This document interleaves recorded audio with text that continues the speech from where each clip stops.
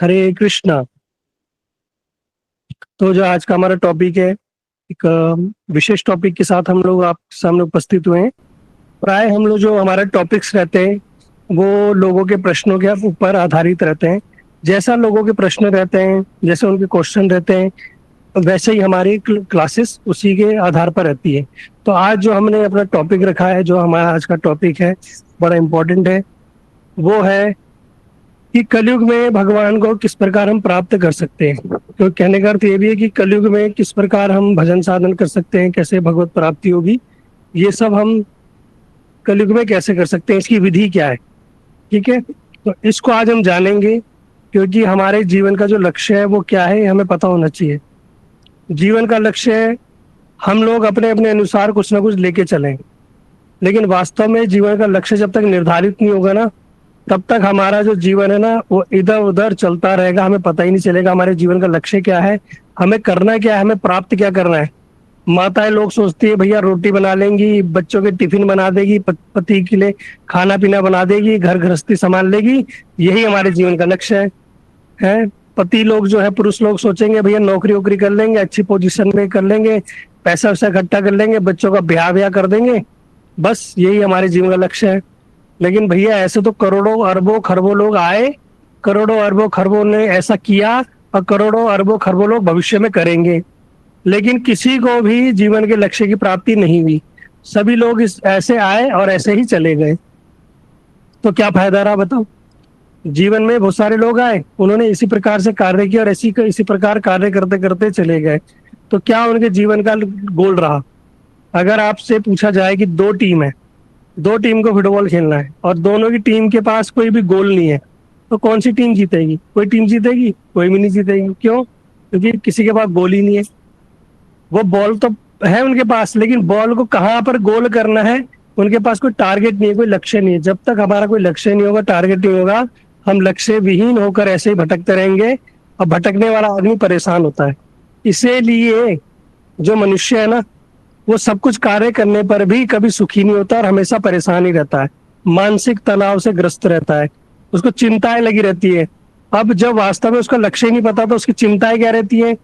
घर में कैसे अच्छा हो, घर में धन कैसे आए, पुत्र पुत्री का विवाह कैसे हो, जीविका हमारी कैसे चले, रिश्तेदारी में हमारा नाम कैसे हो, अड़ोसी पड़ोसी में हमारा सम्मान कैसे बढ़े। कोई किसी ने हमारे बारे में बोल दिया गलत, हमारी चुगली कर दी, निंदा कर दी, उसने ऐसा बोल दिया वैसा बोल दिया, बस इसी चीज में हम क्या करते रहेंगे, इसी चीज में हम कुड़ते रहेंगे। क्यों? क्योंकि जीवन का लक्ष्य पता ही नहीं हमें कि भैया वास्तव में हमें जीवन में प्राप्त करना क्या है। इसका एक बड़ा अच्छा उदाहरण है, हमारे श्रील भक्तिवेदांत नारायण गोस्वामी महाराज जी एक बार विदेश यात्रा पे गए। तो उन्होंने वहां एक शोभा यात्रा निकाली जगन्नाथ जी की।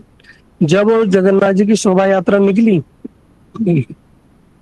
तो एक इंडियन स्टूडेंट, उसने देखा बड़ी सुंदर यात्रा निकल रही है, वो आया और उसने देखा कि सब लोग हरे कृष्णा कर रहे हैं। उसने कहा भैया ये तो हमारे भारत के भगवान है हरे कृष्णा। वो आ गया कि भैया ये सारे हिंदुस्तानी लोग, विदेशी लोग साड़ी पहन के, पुरुष लोग धोती कुर्ता पहन के बड़े सुंदर लग रहे हैं। तो वो व्यक्ति आ गया, वो स्टूडेंट जो था वो महाराज जी के पास आया, बोला महाराज जी मैं भी इंडिया से हूँ। महाराज जी ने कहा बहुत अच्छी बात है, तो तुम यहाँ क्या करने आए हो। कहते महाराज जी मैं यहाँ पढ़ाई करने आया हूँ, मैं यहाँ पढ़ाई करने आया हूँ और मैं यहाँ आके सीए बनूंगा।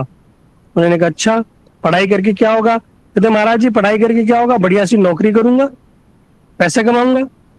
तो महाराज जी ने कहा ठीक है, फिर उसके बाद क्या करोगे, क्या लग फिर आगे का क्या प्लानिंग है। कहते महाराज जी क्या जब नौकरी लग जाएगी फिर क्या करेगा, बड़ी सुंदर एक लड़की ढूंढूंगा और शादी कर लूंगा। महाराज जी ने कहा बहुत बढ़िया। कहते उसके बाद क्या करोगे। कहते महाराज जी उसके बाद क्या करूंगा, शादी हो जाएगी, फिर हमारे बच्चे बच्चे होंगे, फिर फैमिली प्लानिंग करेंगे, क्या करना है, घर भर बनाऊंगा। महाराज जी ने कहा फिर उसके बाद क्या करोगे। महाराज जी फिर तो सेटल हो जाऊंगा, अच्छा नौकरी वोकरी करके बैंक बैलेंस बना के थोड़ा सेविंग रखूंगा भविष्य के लिए, कि किसी प्रकार की कोई कमी ना हो। महाराज जी ने कहा बहुत बढ़िया। कहते इसके बाद क्या करोगे। कहते महाराज जी इसके बाद क्या करना है, बच्चों को बड़ा करके उनकी शादी वादी करके उनको पढ़ा लिखा के उनका ब्याह करा देंगे। कहते महाराज जी ने कहा फिर उसके बाद क्या करोगे। कहते महाराज जी उसके बाद क्या करूंगा, उसके बाद तो बूढ़ा हो जाऊंगा, उसके बाद तो मैं मर जाऊंगा। तो महाराज जी ने कहा ओ, तो तुम लंदन में विदेश में मरने आए हो, तुम क्या करने आए हो, मरने आए हो। अल्टीमेट गोल क्या था उसकी लाइफ का, उसके जीवन का लक्ष्य क्या था, क्या फाइनल कंक्लूजन निकला, रिजल्ट क्या निकला फाइनल में कि भैया मरना है।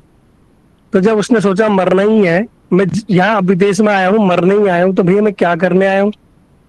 ठीक हम लोगों की स्थिति यही है जॉब करनी है, नौकरी करनी है, घर गृहस्थी देखनी है, बीवी बच्चे पालने हैं, पति को देखना है, बच्चों को देखना है, रोटी बनानी है, राशन देखना है, घर का चूल्हा देखना है, बिजली देखनी है, बस ऐसे ही यही देखना है। और क्यों देखना है ये नहीं पता, बस इसलिए देखना है कि भैया घर में सुख सुविधा हो, सब कुछ घर में अच्छी व्यवस्था हो, हमारे सब कुछ अच्छा, कुछ परिवार में सब कुछ ठीक ठाक चले, है ना। लेकिन क्यों चले भैया, उसका अल्टीमेट गोल क्या है, लास्ट में क्या मिलना चाहिए, आनंद मिलना चाहिए। लेकिन क्या मिलता है, नहीं, आनंद तो नहीं मिलता। लेकिन भैया चार लोग मिलेंगे कंधा देते हुए और क्या बोलते हुए ले जाएंगे, राम नाम सत्य है। आप मानो या ना मानो, ये बात सत्य है। हम जीवन भर सोचते हैं हमें लास्ट में आनंद मिलेगा, आनंद मिलेगा, आनंद मिलेगा। चार व्यक्ति आएंगे और कंधा दे के आपको लेके जाएंगे शमशान में और बोलेंगे राम नाम सत्य है। भैया जो जीवन भर जो करता रहा ना, वो सब क्या था, मिथ्या था। वास्तव में भगवान का नाम ही सत्य है, ये भगवान का नाम ही हमारे साथ जाएगा। लेकिन हमने क्या किया, अपना जीवन ऐसे ही व्यर्थ कर दिया। तो अब भैया क्या प्राप्त हुआ, हमें तो कुछ ऐसे प्राप्त हुआ नहीं। जीवन हमने क्या किया, अपना ऐसे ही नष्ट कर दिया। इसलिए जीवन में एक लक्ष्य होना बहुत जरूरी है। इसलिए आप सभी लोग दिशा विहीन होकर भजन मत करना, दिशा विहीन होकर जीवन यापन मत करना। अपने मन में एक जीवन का लक्ष्य बनाओ। हमारे जो गौड़ी वैष्णव आचार्य कहते हैं अपना जीवन का लक्ष्य रखो राधा दास्यम, राधा रानी के अनुगत्य में उनके दासों की सेवा करते हुए भगवान की उपासना करना, है ना, या भगवत प्राप्ति, या बैक टू गॉड हेड। ये क्या है, ये जीवन के लक्ष्य हैं। तो जब तक आप जीवन का लक्ष्य निर्धारित नहीं करोगे ना, तब तक आप जीवन में भटकते रह जाओगे। और अंतिम समय जब आएगा ना, जब आपको पता ही नहीं होगा करना क्या है, कहाँ जाना है, क्या करना है, क्या हमारा लक्ष्य है, तो यमदूत आएंगे, यम पास में बांधेंगे और क्या करेंगे, आपको नरक की यात्रा कराएंगे। क्यों, हमें पता ही नहीं, हमारा कुछ लक्ष्य के प्रति हमारा कुछ प्रयास भी नहीं है। अगर जैसे बच्चे को बोला जाता है ना, आप बोलते हैं बच्चे को, बच्चे बता क्या बनेगा बड़े होके, बच्चा क्या बोलता है, डॉक्टर बनूंगा, इंजीनियर बनूंगा, पुलिस बनूंगा, फौजी बनूंगा। जब वो बड़ा होता है तो उसके लिए क्या करता है, जब उसको जो बनना है उसके लिए प्रयास करता है। जिसको जो बनना है वो प्रयास करता है। आर्मी में जाएगा तो क्या करेगा, रनिंग करेगा, सुबह सुबह उठेगा, फिजिकली एक्टिविटी करेगा। डॉक्टर बनना है तो मेडिकल की तैयारी करेगा। लॉयर बनना है तो अपना लॉयर की तैयारी करेगा, कोर्ट वोट के बारे में जानेगा, है ना। जो जिसको जो बनना है वो उसकी तैयारी करेगा, तब जाके वो बनेगा। आप सभी लोग जानते हैं, जिस व्यक्ति को जो बनना है, जब उसकी वो तैयारी करेगा, उसका लक्ष्य निर्धारित करेगा, तभी जाके उसको वो वस्तु प्राप्त होगी। और हम क्या कर रहे हैं, हम भगवान सुख तो चाहते हैं, लेकिन वास्तविक आनंद है कहाँ, ये सुख है कहाँ, ये भगवान के धाम में ही है ना, इस संसार में नहीं है। भगवान ने बोल दिया संसार दुखालय। जैसे जहां पर बर्फ पड़ती है, हिम पड़ता है, उसे बोलते हैं हिमालय। जहां पुस्तक होती है उसे बोलते हैं पुस्तकालय, है। उसी प्रकार ये संसार को बोला दुखालय, ये दुखों का घर है। लेकिन हमें सुख कहाँ मिलेगा, भगवत धाम में। लेकिन भैया कलयुग में, इस घोर कलयुग में भगवान की प्राप्ति कैसे करें। तो भगवान की प्राप्ति करने के लिए अगर मैं पूछूं आप लोगों से कि क्या करना चाहिए, तो कौन बता सकता है कि भगवान की प्राप्ति करने के लिए कलयुग में क्या करना चाहिए, कौन बता सकता है, हैंड रेज करो, बताओ क्या करना चाहिए भगवान की प्राप्ति के लिए। ममता सती बताओ, माइक ऑन करके, जिसका नाम लिया जाए वही बोलेगा। और वही भगवान के माइक ऑन करेगा, बोलो ममता सती। नाम का संकीर्तन करना चाहिए। हरे कृष्ण। क्या भगवान का करना नाम, चाहिए, भगवान का नाम का संकीर्तन करना चाहिए, भगवान का नाम लेना अच्छा चाहिए। ठीक है। इसके अलावा और कोई अलग से बताना चाहे, राग लेखा दासी। हरे कृष्णा प्रभु जी, दंडवत प्रणाम। प्रभु जी, श्लोक में बताया गया कि कले दोष निधे राजन अस्ति एको महान गुण कीर्तना देव कृष्ण से मुक्त संग परम विजय। यानी ये जो कलयुग है, ये घोर कलयुग है, और इसमें भगवान को प्राप्त करने के लिए हरि नाम संकीर्तन के द्वारा ही हम भगवान को प्राप्त कर ठीक सकते है, हैं। हाँ, हरि नाम संकीर्तन। इसके अलावा और कोई है, कोई बताएगा, हरि नाम के अलावा और कोई विधि है भगवान को प्राप्त करने के लिए। अंजलि कुमारी। हरे कृष्ण प्रभु, दंडवत प्रणाम। प्रभु जी, बोलिए। जितना हम वैष्णवों का संग करेंगे ना, और हम भगवान की हम्म भक्ति और बढ़ते जाएंगे प्रभु जी। हरे कृष्णा दंडवत प्रणाम। ठीक है। हाँ जी, ठीक है। बबीता चौधरी जी, आप क्या कहते हो? हरे कृष्णा प्रभु जी, दंडवत प्रणाम। प्रभु जी, जब हम हरि गुरु वैष्णव की सेवा करेंगे और मतलब कि भक्ति करेंगे, एक निष्ठ भक्ति, और उसी से मतलब मैं उसी से होगा। ठीक है, हाँ। ठीक है। अभी सब लोग म्यूट कर दो।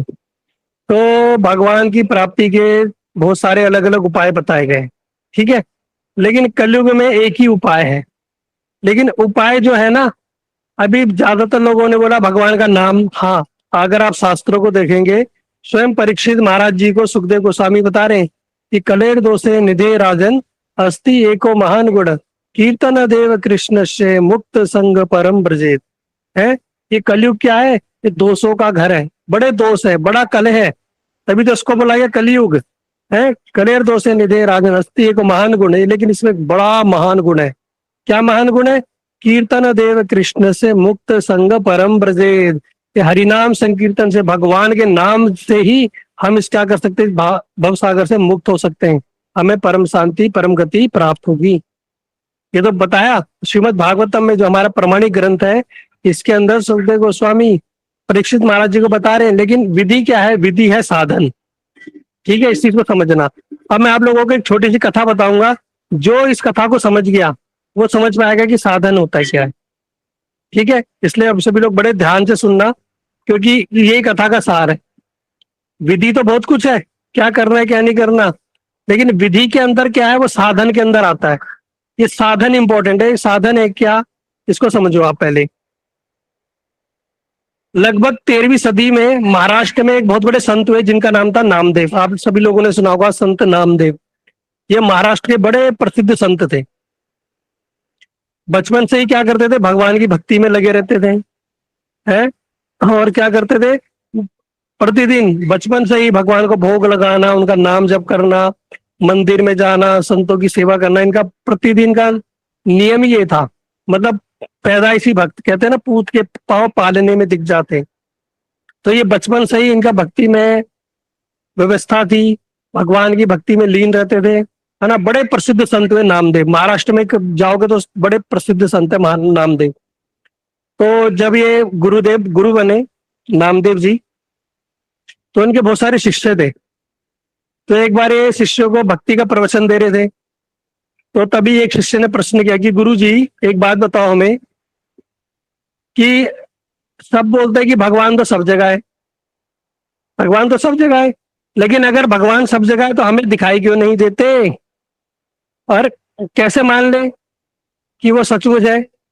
और यदि वो है तो हम उन्हें प्राप्त कैसे कर सकते हैं? देखो, लाख रुपए का प्रश्न पूछा उस शिष्य ने। बस इस प्रश्न को समझना। कह रहे कि आप बोलते हो भगवान सर्वत्र है, भगवान सब जगह विद्यमान है, लेकिन है तो हमें दिखाई क्यों नहीं दे रहे? बिल्कुल लॉजिकल बात है कि भैया अगर है तो हमें दिखाई क्यों नहीं दे रहे, है ना। और कैसे मान ले कि वो सचमुच है? अरे अगर है तो उन्हें प्राप्त कैसे किया जाए? तो नामदेव जो थे मुस्कुराए और उन्होंने क्या किया, अपने एक शिष्य को बोला, आप क्या करो, एक गिलास लाओ, उसमें थोड़ा पानी लाओ और एक कटोरी में नमक लाओ।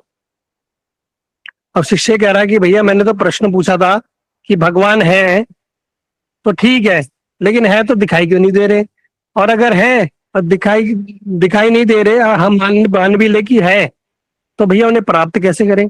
और ये क्या कह रहे हैं हमारे गुरुजी, क्या लाओ, एक गिलास लाओ पानी भर के और एक नमक की कटोरी लाओ। और ये पता नहीं क्या ही कर रहे हैं गुरुजी। तो नामदेव जी ने जब बुलाया तो वो लेके आए, एक गिलास में पानी लाए और नमक लाए। तो नामदेव जी ने क्या किया, सब शिष्यों को पास में बुलाया कि इधर आओ, और लोटे में क्या किया, थोड़ा सा नमक डाल दिया। जो गिलास था पानी का, उसके अंदर 3-4 चम्मच नमक डाल दिए और क्या किया, घोल दिया, पानी को पूरा घोल दिया। और जब नमक घुल गया पूरा, तब उन्होंने एक दूसरे शिष्य को बुलाया, बोला ये तुम्हें पानी में कुछ दिखाई दे रहा है? कह रहे नहीं गुरुजी, इसमें तो कुछ नहीं दिखाई दे रहा है, तो पानी है। तो गुरुजी ने कहा थोड़ा पी के देखो। जैसे उसने पिया तो उसका मुंह बड़ा नमकीन हो नमकीन हो गया। कह रहा गुरुजी इसमें तो नमक मिला हुआ है। गुरुजी ने कहा तेरे को दिखाई दे रहा है? कह रहा नहीं। तो कहते दिखाई नहीं दे रहा तो कैसे बोल सकता है नमक है? कहता गुरुजी इसमें घुल मिल गया है नमक, इसलिए दिखाई नहीं दे रहा। उन्होंने कहा बहुत बढ़िया। तो उन्होंने सब शिष्यों को बोला कि देखो इस गिलास में मैंने आप लोगों के सामने नमक डाला। कहते हाँ डाला। कहते लेकिन वो नमक घुल गया, लेकिन उसका स्वाद अभी बाकी है। कहते हाँ है। कहते सब कहते हाँ।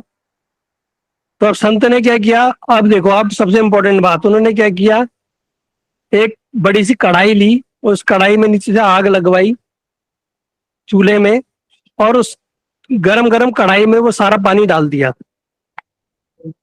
नमकीन पानी पूरा डाल दिया। जब वो पूरा नमकीन पानी कढ़ाई में डाला तो हुआ क्या कि सारा का सारा जो पानी था ना भाप बन के उड़ गया, और अंतिम में क्या रह गया कढ़ाई में, वो नमक रह गया, वो नमक रह गया। तो अब दोबारा उन्होंने शिष्य से पूछा अब तुम्हें क्या दिखाई दे रहा है? तो शिष्य ने बोला कि गुरुजी सारा पानी तो भाप बन के उड़ गया, अब हमें कढ़ाई में क्या दिख रहा है, नमक दिखाई दे रहा है। क्या दिखाई दे रहा है? नमक दिखाई दे रहा है। ये इसे बोलते हैं साइंस। अब कैसे साइंस है आप लोग समझना। कोई भी चीज है, अगर मैं बोलूं कि भैया भगवान को प्राप्त कैसे कर सकते हैं, तो सब लोग बोलेंगे, कोई कहेगा भक्ति से प्राप्त कर लेंगे, कोई कहेगा नाम से प्राप्त कर लेंगे, कोई कहेगा संतों से प्राप्त कर लेंगे, कोई कहेगा गुरु जी की कृपा से प्राप्त कर लेंगे।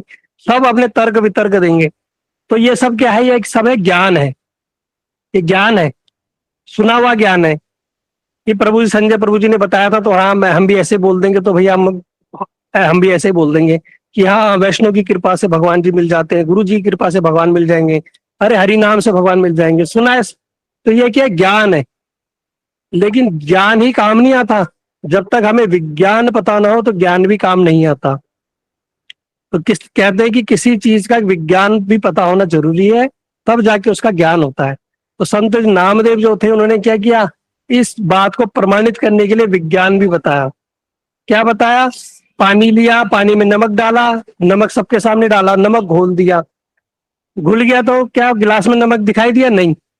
तो उन्होंने क्या प्रमाणित किया कि जिस प्रकार नमक दिखाई नहीं दे रहा, लेकिन इसको टेस्ट करने पर तुम अनुभव कर सकते हो। कर सकते हैं ना? नमक घुल जाए या चीनी घुल जाए पानी में, तो क्या उसका टेस्ट आप पता कर सकते हो? कहते हैं हाँ पता कर सकते हैं ना। ठीक इसी प्रकार वो कह रहे हैं भगवान तो सर्वत्र है, सब जगह है, लेकिन तुम उनको फील कर सकते हो। जब कैसे फील कर सकते हो? जब उनको जानने का प्रयास करोगे। फिर यहाँ पे प्रश्न उठता है फिर भगवान को देखे कैसे, अगर भगवान सब जगह है? तो उन्होंने नमक को कैसे दिखाया? उन्होंने क्या किया, कढ़ाई में नीचे से आग लगाई, ताप दिया, ताप देने पे क्या हुआ, पानी उड़ गया और नमक वही रह गया। चाहे तो आप घर पे भी देख के करके देखना, ऐसा होगा। कढ़ाई में नमक रह जाएगा, जो जितना नमक डाला था सारा नमक वहीं रह जाएगा, बाकी सारा पानी भाप बन के उड़ जाएगा। तो कहने का अर्थ क्या है कि जब तक हम ये तपेंगे नहीं मतलब तपस्या, ये कलयुग की तपस्या क्या है, ये साधन नहीं करेंगे, ये भगवान का भजन नहीं करेंगे, नाम नहीं करेंगे, तब तक हमें भगवान के दर्शन नहीं होंगे। ठीक है, तो इस चीज को समझना। जिस प्रकार उन्होंने क्या किया, ताप दिया, कढ़ाई में ताप दिया, और कढ़ाई में ताप देने से क्या हुआ, पानी उड़ गया। इसी प्रकार हमारे जो प्रारब्ध है ना, जो हमारे प्रारब्ध है, पाप है, कूट है, बीज है, ये सारे के सारे क्या होंगे, नष्ट हो जाएंगे। तब हमें क्या होगा, हमारी दृष्टि से हम भगवान के दर्शन कर पाएंगे। ठीक है, वो कब कर पाएंगे, जब हम थोड़ा साधन करेंगे, थोड़ा तपना पड़ेगा। अब तपने के लिए क्या करना पड़ेगा, प्रतिदिन हरि कथा श्रवण करनी पड़ेगी, नियम पूर्वक नाम जप करना पड़ेगा, मंगल आरती करनी पड़ेगी, गुरु वैष्णव की सेवा करनी पड़ेगी, धाम परिक्रमा करनी पड़ेगी। यही तपस्या है कलयुग में, और कोई कठिन तपस्या नहीं। ऐसा नहीं हिमालय में चले जाओ, उल्टे लटक जाओ, एक पैर पे खड़े हो जाओ, पहाड़ में जाके एक पैर में जाके तपस्या करो, बर्फ में जाके, ये सब कुछ नहीं करना। क्या करना है, घर में रह के जिस देश में, जिस परिवेश में, जहां पर भी हो, क्या करो, भगवान का स्मरण करो, भगवान का नाम करो, भगवान के लिए ही सारी क्रियाएं करो। जब आप ऐसा करोगे तो देखना, यही साधन है। इसी साधन के बल पर और गुरुदेव की कृपा से, वैष्णव की कृपा से एक दिन अवश्य ही हमें ठाकुर जी के दर्शन होंगे, भगवान की अनुभूति होगी, अवश्य होगी। लेकिन क्या करना पड़ेगा, थोड़ा साधन भजन करना ही पड़ेगा। इसलिए गोस्वामी तुलसीदास जी, अन्य अन्य जो हमारे गुरुवर्ग है, परीक्षित महाराज जी, जो सुखदेव गोस्वामी जी, ये बता रहे हैं। इन्होंने साध्य साधन, इसके विषय में कभी सुनेंगे? ये साध्य क्या है, साधन क्या है? ये साधन ही है। असाध्य वस्तु क्या है? भगवान है। उनको प्राप्त करने के लिए क्या साधन है? साधन एकमात्र कलयुग में भगवान का नाम, ये भगवान का नाम का जप। इसलिए हम तो हर किसी को बार बार इस बात के लिए प्रेरित करते हैं कि भैया अगर आपने कुछ नहीं कर रहे जीवन में, कम से कम भगवान का नाम जप करो। ये भगवान का नाम जब भी आपका कल्याण उद्धार करेगा, इसके अलावा कोई उपाय है ही नहीं, कोई उपाय नहीं है ना। इसलिए प्रतिदिन नियम पूर्वक नाम करने के लिए क्या करना पड़ता है? तीन तीन चीजें करो। जब भी आप नाम करो, तीन चीजें करो। क्या करो? एक सेकंड,